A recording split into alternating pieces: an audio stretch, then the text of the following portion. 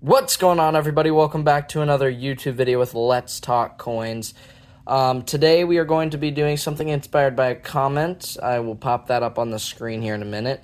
I will be blurring out the name because I want to make sure that I'm not invading anybody's privacy or anything like that. But this is inspired by a comment. So I'm going to be showing you guys what I got from the coin show and telling you if I sold anything, what I sold if I did, and stuff like that. So with that being said, we're just gonna hop right into it. So first, up here, without the glare maybe, as you can see here, let me take this out. As you can see, I have an 1806 Drape Bust half cent. So I bought that coin, and I can't remember what it cost me. I'd tell you if I had the slip still that told me. But I have this 1806 Drape Bust half cent. It does fill the spot in my Dansko album, so that is a good thing. And that is the first thing I bought out of the, probably close to 20. So next up, we have not that, but a Cornet half cent. As you can see, it does have some black spots on it, but it's 1856, so closer to the end of the mintage year. It's got a little bit of toning. You can kind of see a blue in the top right-hand side, or edge. As you can see, in a little bit of pinkish red in the top left and the bottom right as well. So I will be showing you guys the reverses of those coins here in a few minutes after we get done with this page. So next up, we have a Draped Bust large cent from 1803. So this, and the interesting thing about these is they actually have different designs. So they aren't 100% similar. I know they look similar, but they're not. One has a much flatter face, and well, let me get back on thought. One has a much flatter face, and it's not as defined in the facial features. So next up, this Drape Bust is from 1803, and next up we have not the Cornet. I should have got a new one of those. That one's pretty beat up. But next up we have a Cornet braided hair version. As you can see, you can't see it very well, but over here, notice how down here it's got more curls, and up here it is more straight. That is the braided hair variant. If this one was a little bit better, I could show you that too, but unfortunately it's not. So I got the Cornet large cent as well, exact same design, very good condition, and I think I got a pretty good deal on it. I'm not sure. But next up, we have an upgraded Flying Eagle cent. So I did get an upgraded Flying Eagle cent. The one I had in here originally was a little rough. As you can see, this one's got great details in the eyeball and on the wings. The tail feather could be a little better, but it's all right. It's just an upgrade. Next up, we have an Indian Head, 1959 Laurel Reef. It's a lot nicer than I expected to get, especially I got a good price on it. So 1859, it's not in amazing condition, but you get the idea. It's pretty good for the price I got it for. Next up is an upgrade again, an 1864 Indian Head, except this one's copper nickel oak wreath, which means there's no shield, which means it's a different wreath. The 1859 has no shield, the laurel wreath. Sorry, I apologize. So this one's a copper nickel oak wreath. This one's a bronze oak wreath. So as you can see the difference in color, this one kind of looks more like this. They're both made out of copper nickel along with the Flying Eagle. Then you get over here and it's started to be made out of bronze and zinc. So you can definitely tell by the color. This 1909 I've had. Same with that and that. Look at the toning on that coin. Anyway, let's try not to get sidetracked. I've had all of those. And then we get to the 2 cent piece. I do have a 2 cent piece, but it was graded. So I bought a new one just to fill the slot, and that way I can say I got one. So this is I'd have to look at the reverse, I don't remember the date.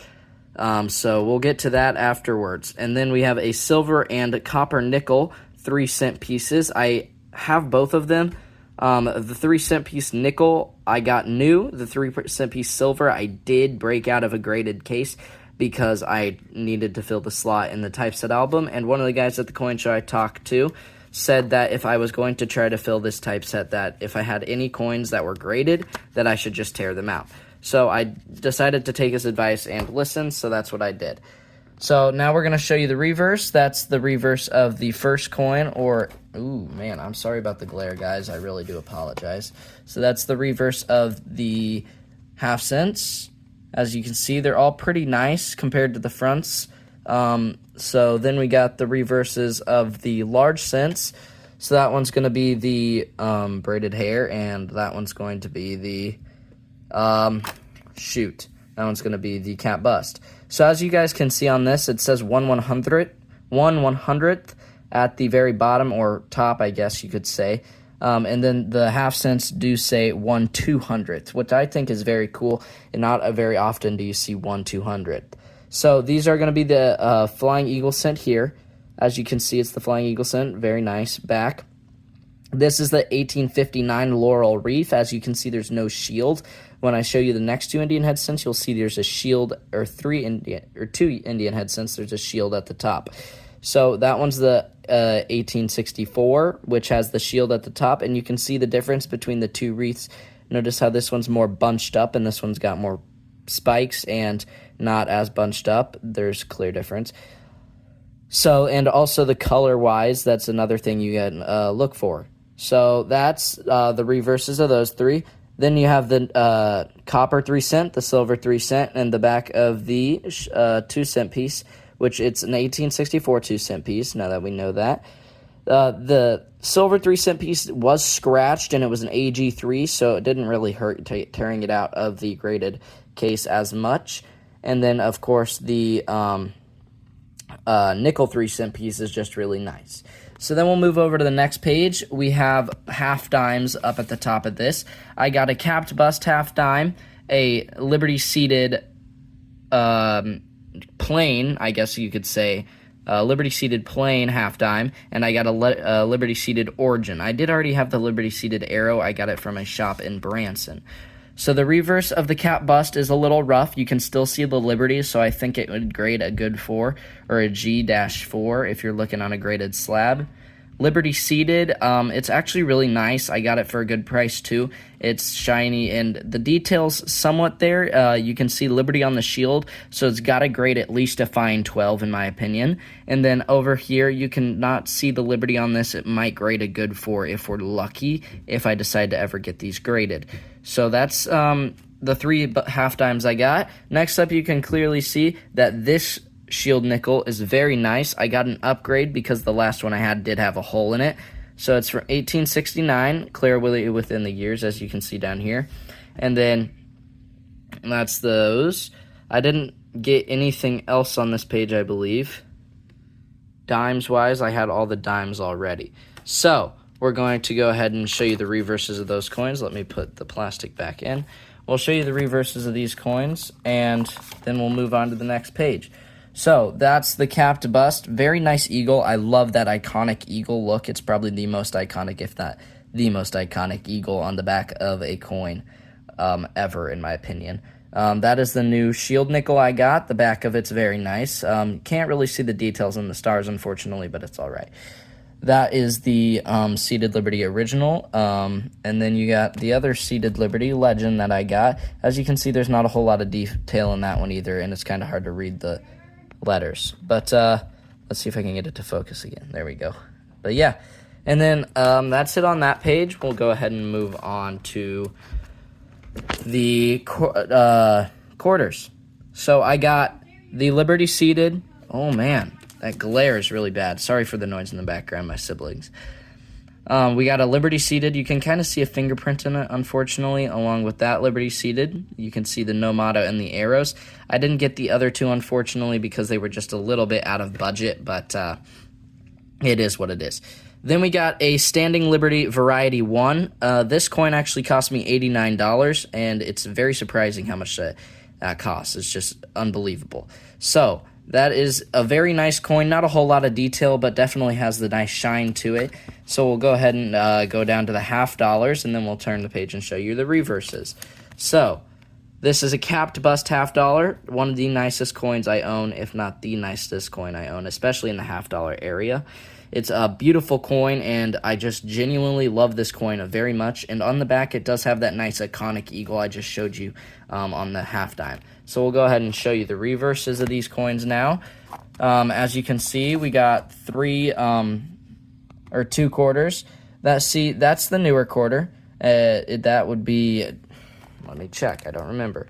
That would be the Liberty Seated motto. You can see the eagle on it is nowhere near the same as the eagle on that. It's a lot more worn, and that has nice toning at the bottom, and it's got really nice rays off the eagle, and the wings have some good detail too. Then on the back of the Type 1 variety, you can see Type 2 there, as it's got the stars and the eagle. Type 1 will not. Type 1 was only made in 1916 and 1917, so it's somewhat more difficult to find. But it is a beautiful coin. Nice detail on the feathers, on the wings of the eagle as well. And then we can move on to this page. I didn't get any silver dollars, unfortunately. They were all a little bit out of my budget, which does suck. And then this page was already completed before the show, and I think all of them are very nice already, so I just decided not to buy anything from them. So now we're going to get to the loose stuff that's in these. We have a 999 fine copper. It says AG silver on it, and it says silver plus shells, and it's got the shells of, I don't know if I'm allowed to say that on YouTube. So it's got shells, and it's made out of copper, as you can see up here, but it says silver, and it says safety in numbers. It's just a really cool piece, collective piece, and it says protect the future, so it's an ounce of 999 copper, and it says real metal plus real value. So that's a nice coin as well. Then we're going to go over here. We have a 1964 Good Plus. I thought this was a copper nickel, but it's actually a bronze, unfortunately, so I did kind of buy this for no reason, which does kind of suck. It says Silver Warrior. I think I paid $20 for it or something like that. So it's unfortunate, but it is what it is. And it's in decent condition. I could probably get 25 out of this if I tried it hard enough. Next up, I'm going to show both of these to you at the same time. So, embarrassing story. I traded for this one, traded 3 Morgan dollars, 2 1921s, and a 2 1921s and an 1840 or something like that. Don't remember the exact date, but it's really unfortunate because I traded 3 Morgans for this, and I got the first one, right? And then I went over to another booth and said, hey, I think I need one of these still to fill the slot in my typeset. Little did I know I already got this one, and so I bought this one after I got this one. So yeah, kind of sucks. 1836, letter to edge. So letter to edge is 1836. They made 2 types of these half dollars, capped bust half dollars. They made 2 types. So little did I know, I got 2 letter to edges, as you can see the letters on the edge. I don't know if you guys can see that very well, but there's letters on the edge, which really sucks because I needed the other type, not the same type as the one I just bought. Okay? And then I showed you the one inside my typeset. I bought 3 of the same coin, unfortunately, and it really sucks because I could have got maybe a silver dollar or a different coin or one more coin to fill my set if I just hadn't bought 3 of the exact same coin. So that was fun. Unfortunately, I did do that, but, we just got to move on, and I won't lose any money on them. Especially considering the 3 Morgans I got, I didn't pay a whole lot for, so I will definitely be making my money back on at least that one. Next up, we have 2 Barber quarters. I just really like Barber quarters. That's why I bought both of these. This is a 1904 and an 1895 O. So as you can see, they're both worse condition than the one in my book. They're both pretty beat up, and you can't see Liberty up in the headgear. So they did grade AG3, but it is what it is, right? So then, after that, I did get 1 coin for free this year.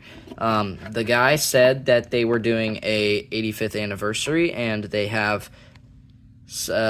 in Iowa. They're doing so they had a coin club. It covers like 10 different states, he said, in the Midwest. So every single one of the states, they're getting the state quarter, and they're getting it graded. And as you can see, it's got their name, the state that they are based in, and the date that it was graded.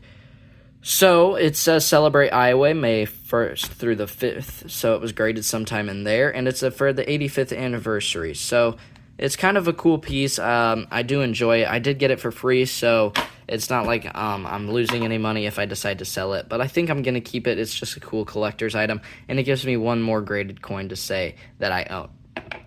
But with that being said, I will now be telling you if I sold anything. If I did, what did I sell? So I did end up selling one item. I sold a Black Eagle note. So if you don't know what that looks like, it's a larger note, silver certificate from 1899.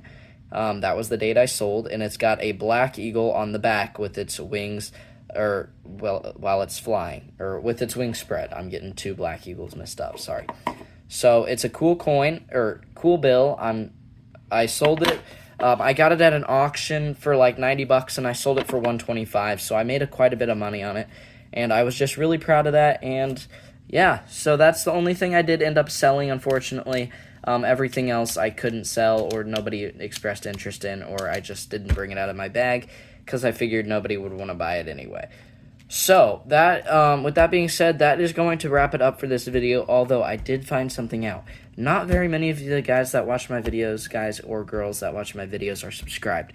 So go down, there's a little red subscribe button, make sure you're hitting that. It means a lot to me, and it lets me know that more people are interested, so I keep uploading. And I really do appreciate you guys watching this video. Thanks for watching. See you next time on Let's Talk Coins.